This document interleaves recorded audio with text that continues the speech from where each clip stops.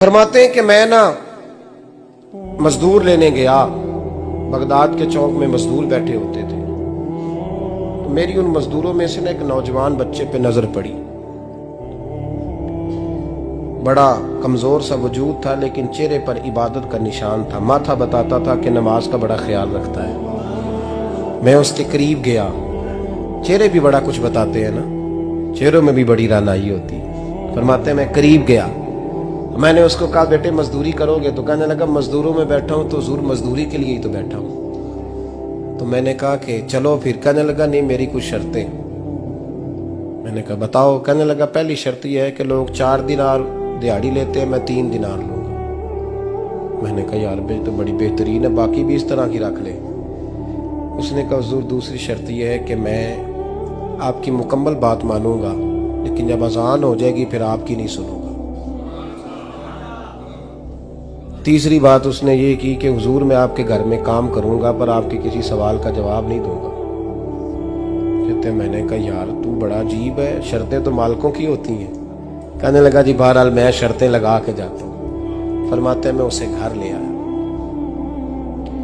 काम मैंने उसको बताया, तो जो काम मजदूर सारे दिन में करता है ना उसने 2 घंटे में ही कर दिया। हमारे मजदूर सिगरेट पीने में भी तो आधा घंटा लगाते हैं, वो चाय पीने जाएं तो पौना घंटा वहां। उनको भी तो दयानतदारी करनी चाहिए कि नहीं करनी चाहिए?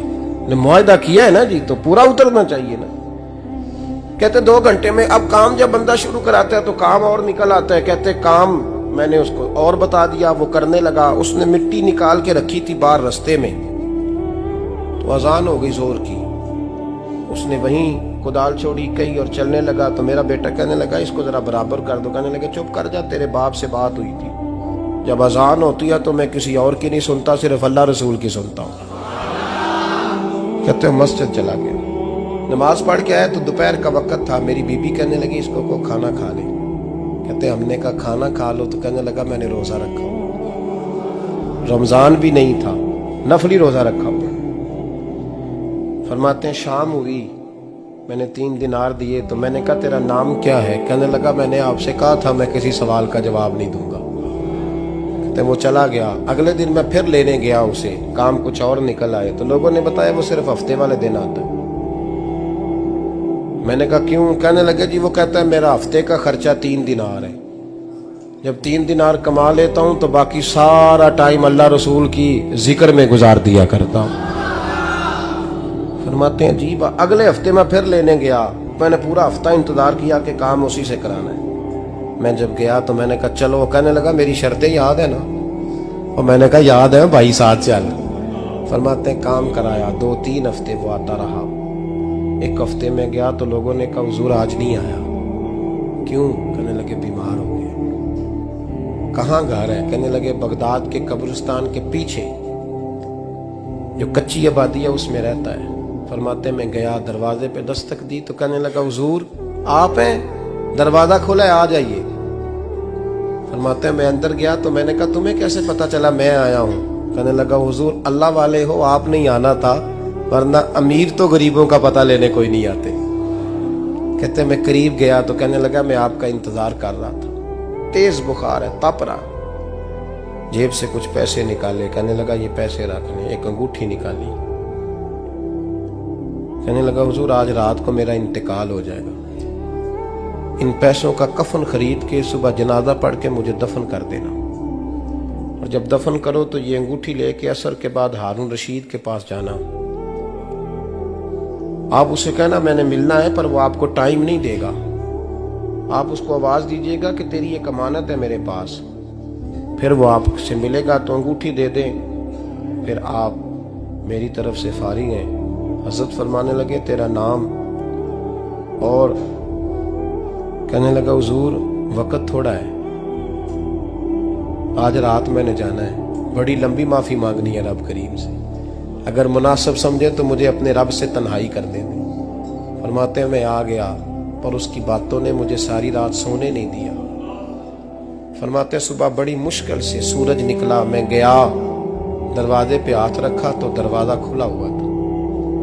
अंदर दाखिल हुआ तो खुशबुएं मेरा इस्तकबाल कर रही थी। जब चेहरे से कपड़ा हटाया तो उसका तो इंतकाल हो चुका। इंतकाल हो चुका है, ऐसे है जैसे किसी का दीदार करके सोया। कहते मैं तो 2 आदमी ले गया था जनाजे पे, पर पता नहीं दुनिया किधर किधर से आई, कहां से। अखां जदों मीटियां जमाना मैनू रोवेगा, अपना ते अपना बेगाना मैनू रोवेगा। फरमाते हैं मैं तो 2 बंदे ले गया था, पर पता नहीं मखलूक कहां से आई। जनाजा पड़ा, दफन किया। हारून रशीद के पास में असर के बाद गया, मैंने बुलाना चाहा पर बादशाह था, मेरी तरफ देखा ही नहीं। मैंने उसको कहा तेरी एक अमानत मेरे पास है। फरमाते हैं वो मुझे कोने पे ले गया, क्या बात है, कमरे में बुलाया, मैंने अंगूठी दी।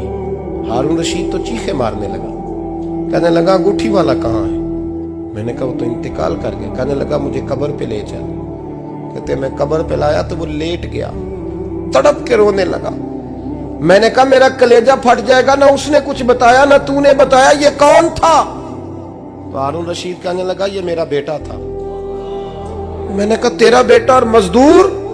कहने लगा हुजूर ये हजरत दाऊद ताई के पास बैठा करता था, उनका मुरीद था, मुझे रोज कहता था अब्बा तूने बड़ी दुनिया इकट्ठी कर ली है, मरते वक्त तुझसे टांगे समेटी नहीं जाएंगी, इतना हिसाब नहीं तू दे सकेगा।